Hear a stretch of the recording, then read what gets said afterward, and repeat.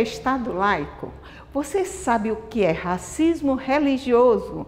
O Sob Outro Olhar de hoje vai falar sobre racismo contra as religiões de matriz africana.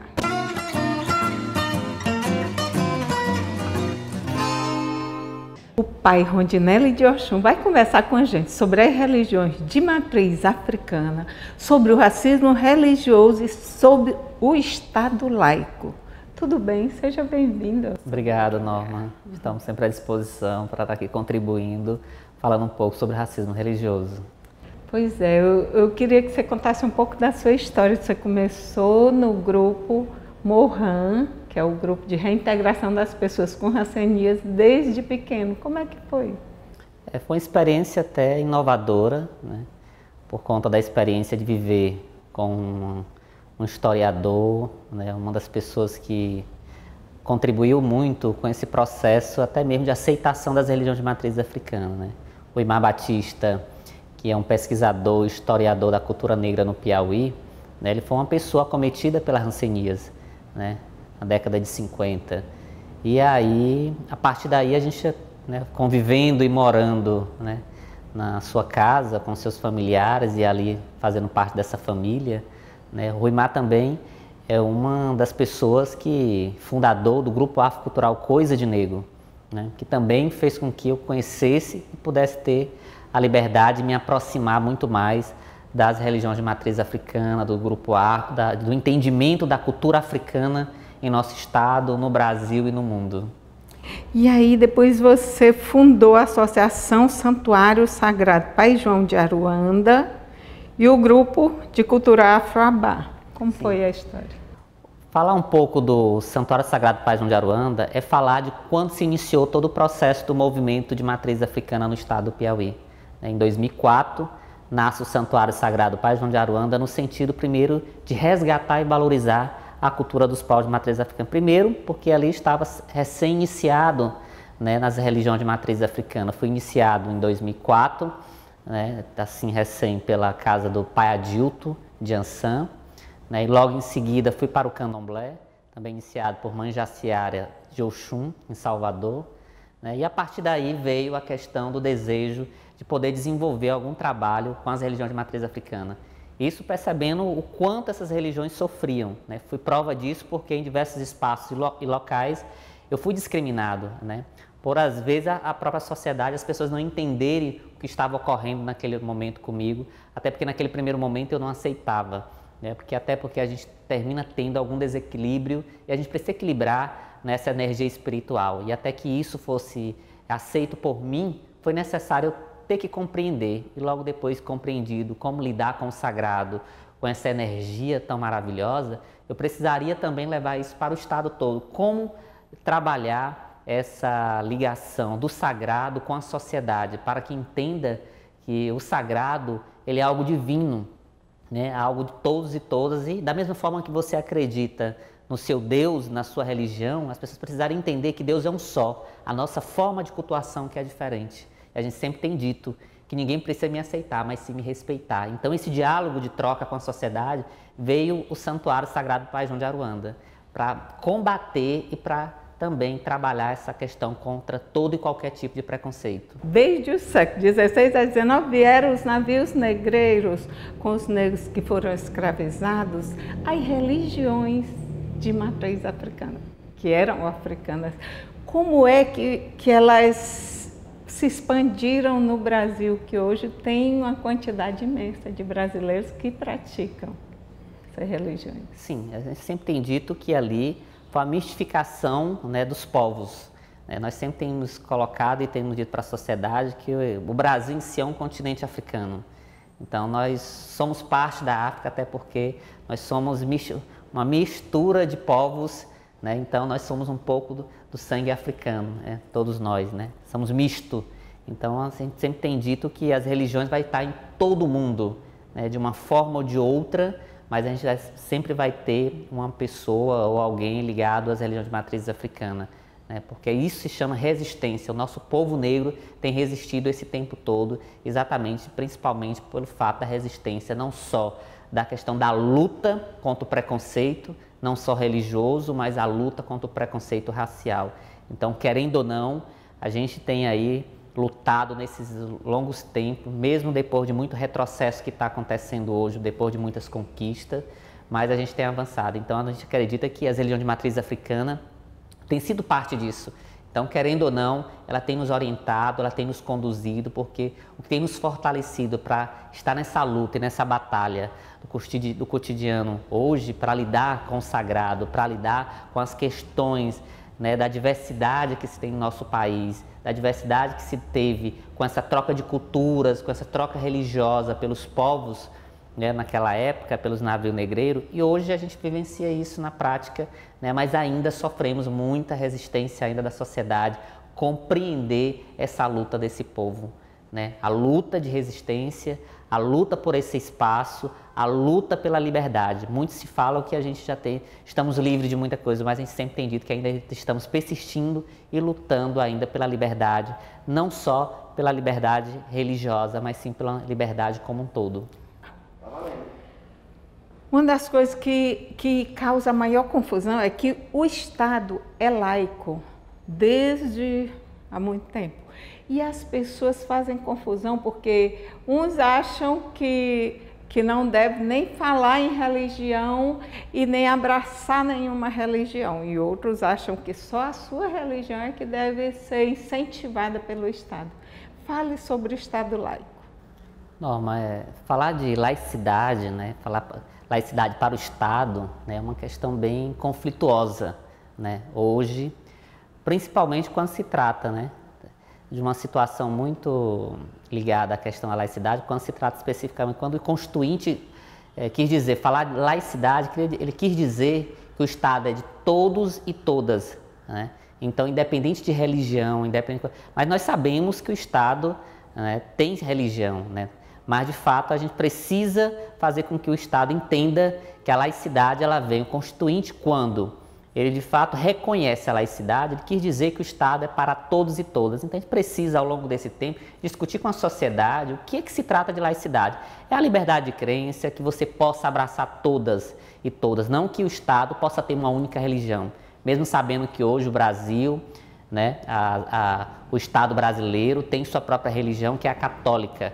Mas como lidar com tudo isso, precisamos discutir, né? Porque onde você vai nos espaços públicos e privados, você sempre vai ver um oratório, né? Mas você sempre vai ver lá um oratório muito ligado à questão das igrejas católicas, né? Com a imagem de um santo, de um crucifixo. Você vai, por exemplo, num tribunal de justiça, a primeira coisa que você vê acima da cabeça do juiz é um crucifixo. E aí onde é que está a laicidade quando a gente se fala dessa liberdade, desse momento quando a gente tenta discutir com o Estado e falar dessa liberdade, laicidade, que o Estado deveria ser, né, um Estado para todos e todas, independente da sua religião, onde é que eu me vejo, por exemplo, que sou do candomblé, da Umbanda. Então, nos espaços, por exemplo, de um espaço sagrado, de um espaço, por exemplo, do juiz, por exemplo, você vai lá no momento de uma audiência, deveria ter ali, por exemplo, um orixá. E quem? O orixá da justiça, que é Xangô, né? E assim por diante. Então, isso, se a gente fosse discutir religião, a gente teria que ter toda a simbologia das religiões ali, né, naquele espaço. E aí a gente percebe a dificuldade do Estado entender isso, das pessoas entenderem isso e como lidar com essa coisa. Então, aí está a divisão quando se trata de laicidade. Então, a gente precisa compreender que laicidade está para além disso. A gente precisa primeiro nos educar, respeitando o outro como ele é, né? Respeitando a decisão, respeitando a liberdade de culto, porque assim eu estou respeitando o seu espaço. Então é para além disso que a gente vai discutir a questão constitucional do seu direito de ir e vir, mas o direito de cultuar o meu sagrado. Da mesma forma que eu rezo, que você me dê o direito de rezar, eu também tenho o direito de rezar e você também. Então da minha forma, do meu jeito ou do seu jeito.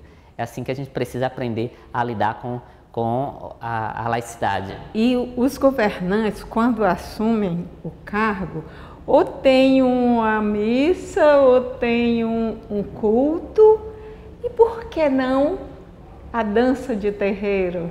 Né? Isso, aqui a gente, né, teve a oportunidade, na primeira gestão do governador Wellington Dias, assim que assumiu, nós fomos convidados, né, a participar de uma missa ecumênica, né, que foi um momento onde a gente teve um momento de várias religiões ali presentes.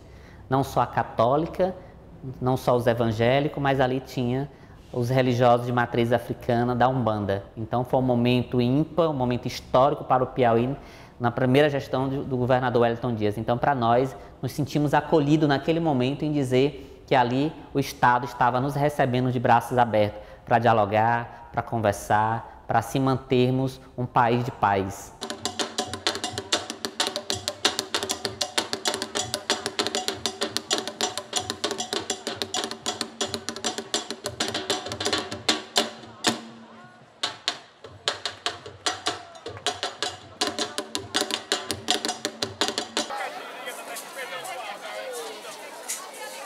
O castigo da boca é a língua cantadeira. Conheça o Salve Maria, o aplicativo que pode salvar sua vida e ajudar outras mulheres vítimas de violência. O Salve Maria permite socorro imediato a mulheres vítimas de agressão com o envio de denúncias de forma sigilosa. Ao baixá-lo, digite seu CPF e concorde com os termos de uso. No botão Instruções, você se informa sobre o aplicativo e suas opções de uso, socorro e denúncia. Ao apertar Denúncia, você pode denunciar violência contra mulheres. A denúncia pode ser da própria vítima ou de terceiros. Preencha o formulário com as informações que você tiver e anexe fotos ou vídeos da agressão, caso existam. A denúncia será avaliada pelas autoridades policiais em total sigilo. Apertando o botão Pânico, uma mensagem chegará à unidade policial mais próxima e uma viatura será enviada para prestar o atendimento. Inicialmente, o Salve Maria estará disponível para o sistema Android. Baixe-o gratuitamente. Salve Maria. O Salve Maria foi criado para ser utilizado pelas mulheres em pedido de socorro, pois elas continuavam sendo mortas em silêncio. Vamos todos lutar pela preservação da vida das mulheres, porque em briga de marido e mulher a gente mete a colher. E aí, galera? Está com dificuldade de se expressar? Sente um frio na barriga e dá um branco total na hora de apresentar um trabalho? O teatro me libertou naturalmente.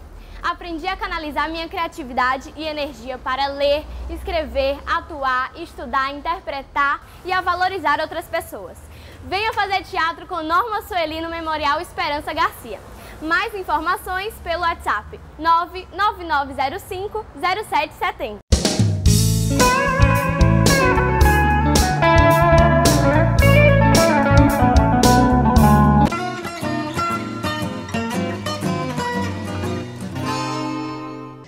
Inclusive, nas missas, na Bahia, eu vi uma matéria, quase todas as missas são ecumênicas, que é o que deveria ser. Aqui no Piauí tem muitos terreiros, em Teresina, mais de 400. Vamos falar sobre essa expansão dos terreiros e como poderia, dentro dessa laicidade, estarem mais presentes, mais visíveis. Sim. Teresina hoje chega a quase 800 terreiros, mas mapeado hoje, reconhecido por ter feito um mapeamento em 2010 pela Coordenadoria de Direitos Humanos, nós temos 420 terreiros, mas hoje chega a quase 800 terreiros hoje mapeado.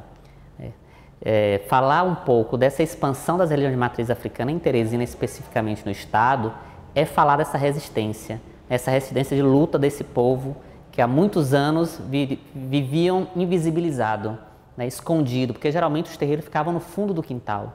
Né, de 2004 para cá, com esse trabalho que a gente vem desenvolvendo à frente do Senarab, Centro Nacional de Africanidade e Resistência Afro-Brasileira, a gente vem provocando o Estado brasileiro, né, no sentido de que a gente precisa dar suporte e apoio a esse povo esse de matriz africana, né, que estão na periferia, onde são a maioria dessa população são negras, mulheres desempregadas, mulheres que estão ali vivenciando um momento de descaso do próprio Estado brasileiro por não dar condições a elas sobreviverem e terminam, às vezes, estando ali numa situação vulnerável.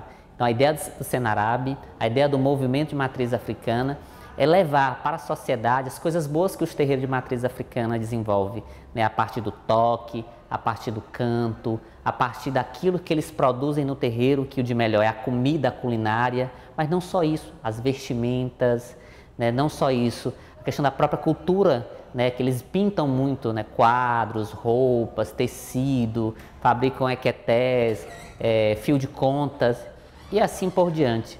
E a partir desse desenvolvimento, desse trabalho que a gente tem desenvolvido em Teresina, através da economia solidária, em parceria com a Prefeitura de Teresina, nós podemos dizer que nós temos muito mais terreiro do que a gente pensava, porque a partir do momento que a gente começou a desenvolver ações sociais nessas casas, nesses terreiros, a gente começou a conhecer outras casas que não era visibilizada. A partir do momento que eu levo uma roda de conversa para discutir saúde da mulher num terreiro, eu começo a descobrir todas as questões, né, sociais que a gente precisa desenvolver nelas, a partir da violência, a partir do descaso do aborto, a partir das situações de desagravo por questão do próprio desemprego, né, por conta do Estado brasileiro. Enfim, os homens, por exemplo, nós temos descobrido nessas rodas de conversa, homens, por exemplo, com mais de 60 anos que nunca fez um exame e sempre tratando da medicina tradicional, que é a medicina do terreiro. Mulheres, por exemplo, que nunca fez um exame ginecológico com 70 ou 80 anos. Então, as ações do movimento, as ações têm feito que outros terreiros têm buscado, o Senarab tenha buscado o Estado, para que a gente possa desenvolver. Então, a invisibilidade começou a se perder um pouco disso e a gente começar a ter mais visibilidade, porque a gente começou, a partir daí, ter momentos de diálogo entre nós, ter momento de mostrar para a sociedade que nós existimos, a partir de uma caminhada que nós realizamos já há 7 anos aqui em Teresina, que é o Cultura Negra Estada na Ponte, onde realizamos uma grande caminhada dos terreiros, que é exatamente o momento que a gente faz o nosso grito, né, que colocamos, entoamos os nossos cantos para dizer para a sociedade, né, que nós precisamos respeitar o outro, que nós precisamos estar libertos desses preconceitos e dizer para a sociedade o quanto nós sofremos e nós só queremos ser respeitados e que a gente de fato possa estar nesses espaços como todo e qualquer outra religião. Então muitos aqui no estado têm sofrido intolerância religiosa. Aqui em Teresina, por exemplo, hoje Teresina é o estado do Piauí, é o 4º estado que mais violenta comunidades tradicionais de terreiro. Em apenas um mês, vários terreiros foram depredados, queimados, invadidos, né? E a partir daí nós começamos a discutir com o poder público uma forma de como lidar com essa questão da segurança pública para o nosso povo, né? Porque muitos estavam sendo criminalizados pelo Estado por conta da lei do silêncio. Também a gente precisava pensar formas e formas de como lidar com essas questões, né? Que é uma questão mais estruturante do Estado. E aí, a partir do momento que a gente começou a dar muito mais visibilidade, começamos também a ser muito mais fiscalizados. E a partir daí nós começamos a pensar estratégias e meios de como lidar com essas situações, do preconceito, da intolerância religiosa, do racismo, né, da violação de direitos, porque isso nós somos todos os dias violentados. Então precisamos ter um Estado que nos atenda, um Estado que atenda a nossa necessidade. Então, as outras igrejas, outras religiões têm isenção de impostos e uma luta antiga foi exatamente conseguido aqui no Piauí a isenção de impostos dos locais onde tem os terreiros, não é isso? Do imposto predial? Sim. Nós tivemos uma grande conquista, né, Norma? O ano passado, né, a deputada Flora Isabel apresentou um projeto de lei no qual discutia a questão da flexibilidade dessas documentações para o terreiro, para que eles pudessem, né, ser um terreiro que possa estar aí registrado, né, realmente como um templo religioso. Por quê? Porque a lei já existe para todos os templos, né, da questão da regularização desses templos em todo o país. Só que para os terreiros de matriz africana se exige muita documentação. Diferente por exemplo, a gente precisa de uma documentação predial, que nós não temos, documentação de terreno nós não temos. Por quê? Porque geralmente esses terreiros estão no subúrbio, estão nas favelas, estão nas periferias, estão em ocupações. E aí como é que eu vou exigir de um terreiro que ele seja legalizado se eles estão nessas ocupações e ele não tem documentação desse terreno? E nós solicitamos a parceria da deputada Flora Isabel no sentido da gente flexibilizar essa documentação, flexibilizando, tirando essas necessidades, que essa documentação possa ser tirada no próprio nome e no CNPJ, ou no próprio nome ou no CPF do próprio responsável pelo terreiro. Porque geralmente eles vão pedir CNPJ, vão pedir documento predial, vão pedir toda a questão do documento do terreno. Então isso nós não temos. Os terreiros geralmente funcionam no fundo do quintal, um espaço no qual esses espaços são no fundo do quintal de alguém, da família, ou do pai, ou da mãe. Então é dessa forma que acontece, na sua maioria, é onde estão localizados esses terreiros. Então nós precisamos, né, todo dia e toda hora, estar buscando dialogar para que o Estado entenda as nossas questões, o porquê que não somos regularizados. E hoje, sim, aqui no Piauí, nós temos, por exemplo, diversas federações que cobram impostos caríssimos dos terreiros, né, para tirar uma documentação no qual eles não podem estar repassando para os terreiros, que é o alvará. Só quem pode emitir alvará é a Prefeitura ou o Estado. Por que que eles emitem um documento que não tem validade jurídica para o Estado? Porque quando o Estado solicita, quando o Poder Público solicita qualquer documentação, e uma delas é a documentação do terreiro, e essa documentação só quem pode tirar é o responsável pelo templo, mas tirar diretamente com a Prefeitura, né? E assim tem sido nossa luta. Melhorou por uma parte, né? Mas nós sabemos que nós precisamos avançar porque as leis têm que ser municipais, né? Porque essa lei que a deputada Flora Isabel é exatamente para ela ser um subsídio para os municípios, porque realmente quem emite alvará para as instituições municipais, religiosas, é o município, mesmo ela sendo isenta. E nós pedimos apenas a flexibilidade para que a gente possa estar realmente registrado, que a gente possa de fato estar realmente dentro das normas. Agora, para isso o Estado também tem que nos ajudar, porque a maioria desses terreiros, eles não são espaços doados, eles não são espaços que realmente tem toda aquela documentação como se tem as igrejas, com CNPJ, com toda uma estrutura que nós não temos. Então, geralmente são terreiros que estão nesses espaços que realmente não é acolhido pelo Estado. E nós precisamos desse acolhimento para que, de fato, a gente possa desenvolver nossa ação social, porque nós somos parte desse processo social de construção de uma comunidade. A mídia, ela tem um papel fundamental na divulgação e enaltecendo as religiões, como a gente vê com a católica, a gente vê com os evangélicos, que quando tem algum evento, toda a mídia divulga. Como é que você vê em relação às religiões de matriz africana o comportamento da grande mídia? Falar da mídia hoje é falar que a mídia hoje tem sido parceira, né?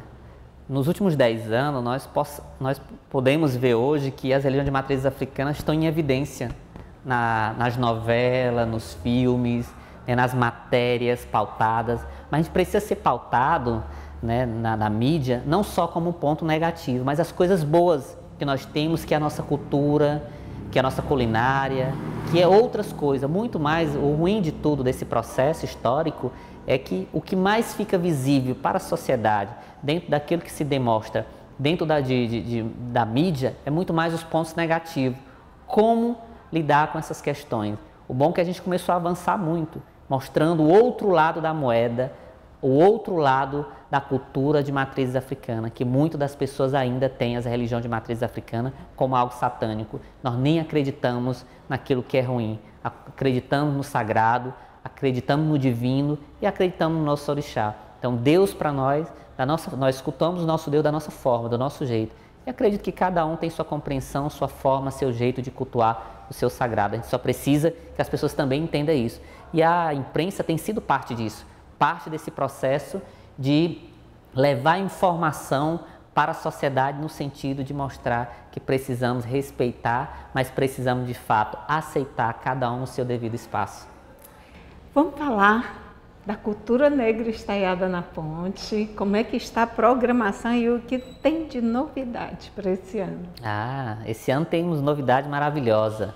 Uma delas é que este ano vamos comemorar em Teresina o 31º aniversário da Fundação Cultural Palmares, onde vamos ter diversos convidados nacionais, entre artistas, né, que vai estar em Teresina nesse período. E também nesse mesmo período acontecerá o encontro Norte-Nordeste da Coordenação Nacional de Entidades Negras. Então aqui, nesse período Cultura Negra da 7ª edição, vamos aqui ter artistas nacionais. Ainda não vou estar colocando para vocês o artista nacional, porque é surpresa, mas vamos ter artistas nacionais, diversos artistas locais, aqui nas exposições, a caminhada, momento de integração. E espero contar com a participação de toda a sociedade para conhecer um pouco da nossa história, um pouco da nossa tradição, um pouco da nossa religiosidade.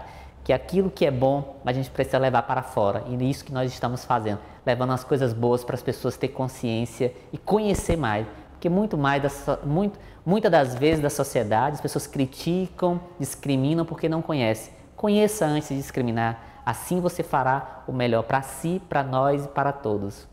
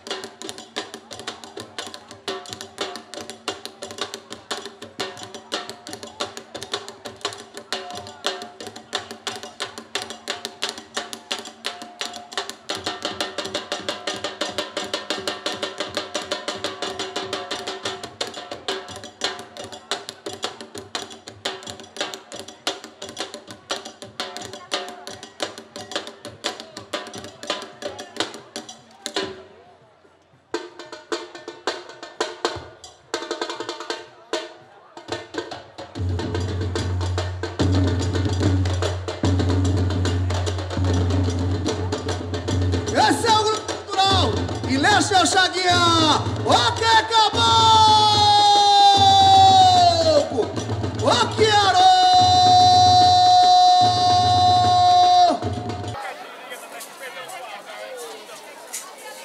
O castigo da boca é a língua cantadeira. Conheça o Salve Maria, o aplicativo que pode salvar sua vida e ajudar outras mulheres vítimas de violência. O Salve Maria permite socorro imediato a mulheres vítimas de agressão com o envio de denúncias de forma sigilosa.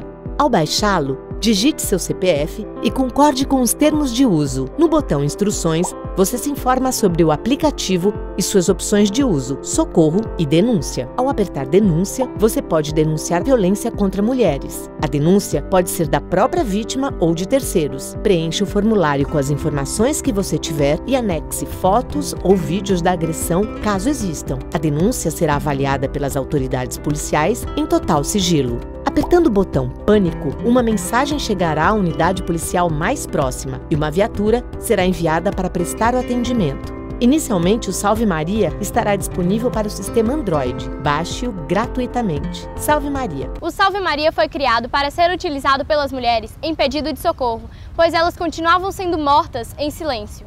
Vamos todos lutar pela preservação da vida das mulheres, porque em briga de marido e mulher a gente mete a colher. E aí, galera? Está com dificuldade de se expressar? Sente um frio na barriga e dá um branco total na hora de apresentar um trabalho? O teatro me libertou naturalmente. Aprendi a canalizar minha criatividade e energia para ler, escrever, atuar, estudar, interpretar e a valorizar outras pessoas. Venha fazer teatro com Norma Sueli no Memorial Esperança Garcia. Mais informações pelo WhatsApp 99905 0770.